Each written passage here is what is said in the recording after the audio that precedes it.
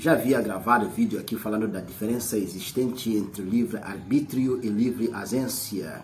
Agora, o que muita gente não sabe é que essa questão de livre-arbítrio e livre-agência não é algo originariamente da própria doutrina cristã. Esse debate não começou com o cristianismo. Para você ter ideia, já no tempo de Platão, essa discussão já estava em andamento. O próprio Platão, quando falava desse assunto, ele falava da razão, da vontade livre, das emoções, do sentimento.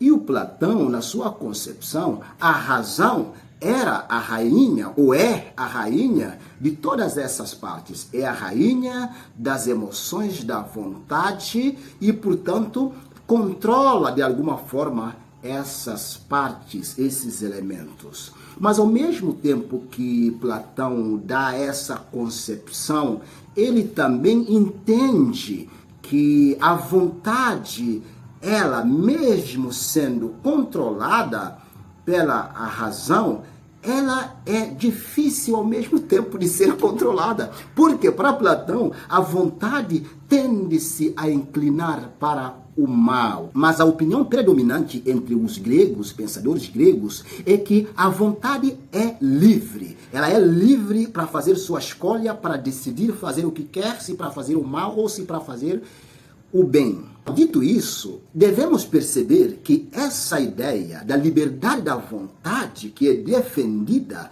pelo arminianismo é algo originariamente da filosofia grega. Perceba que o pensamento filosófico grego vai influenciar muito o cristianismo, até porque o próprio Novo Testamento é escrito na língua grega, a língua dos filósofos. Podemos falar que a segunda fase começa com os pais da igreja, porque os pais da igreja, eles vão ser aquelas pessoas que vão começar a formular, a escrever, organizar a doutrina cristã. Só que esses pais da igreja, conhecidos também como padres, eles tiveram uma educação basicamente dos filósofos. Eles eram educados pelos pensamentos filosóficos. Então, quando eles organizaram sua doutrina, eles acabaram trazendo essa ideia da liberdade da vontade para a doutrina cristã. E ali eles fazem a mistura entre a teologia, entre a Bíblia e a ideia filosófica, dizendo que a vontade é livre para escolher fazer o certo ou o errado, depende do que a vontade quer, sem levar em consideração que essa vontade não tem essa condição, porque ela é contaminada pelo pecado. Eles não levaram isso em consideração. Então ali o problema vai começar para frente. Nesse fluxo de tempo, nesse decorrer da história, surge um homem chamado Pelágio. O Pelágio era um inglês no século IV e viveu no século V também. Pelágio começou a ensinar de maneira enfática que a vontade era livre.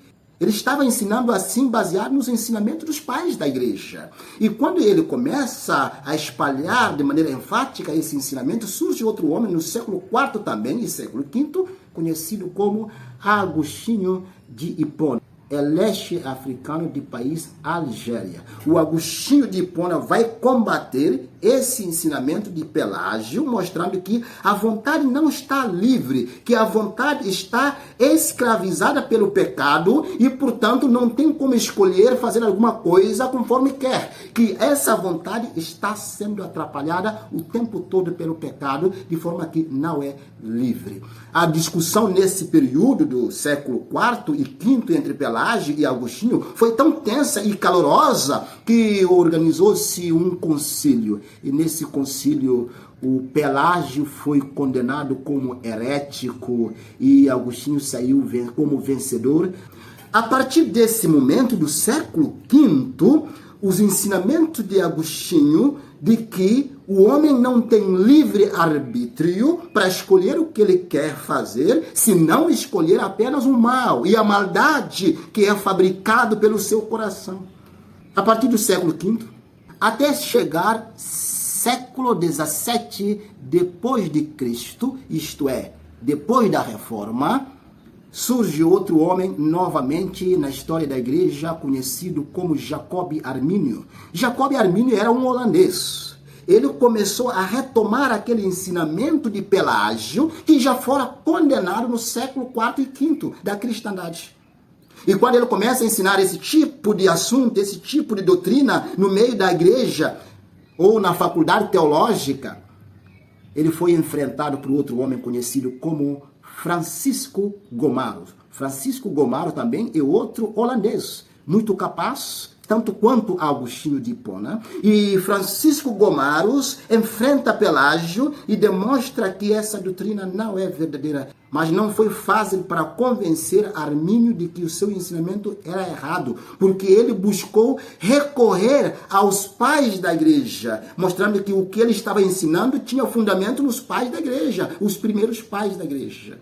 Desta forma, faz-se necessário novamente convocar o concílio para poder discutir esse assunto. Então, convocado esse concílio na Holanda, conhecido como Concílio de Dort, e assim o Armínio foi condenado naquele Concílio de Dort, assim como fora outrora condenado Pelágio.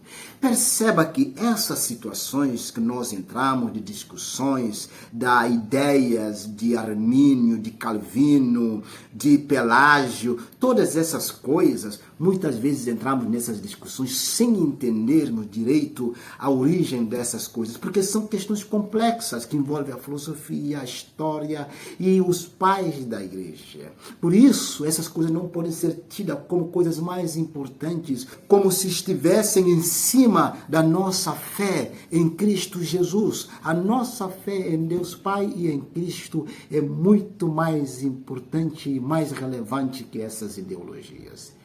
Que saibamos ser sábios, conhecermos essas coisas, mas sempre lembrarmos que Cristo Jesus é o nosso Redentor.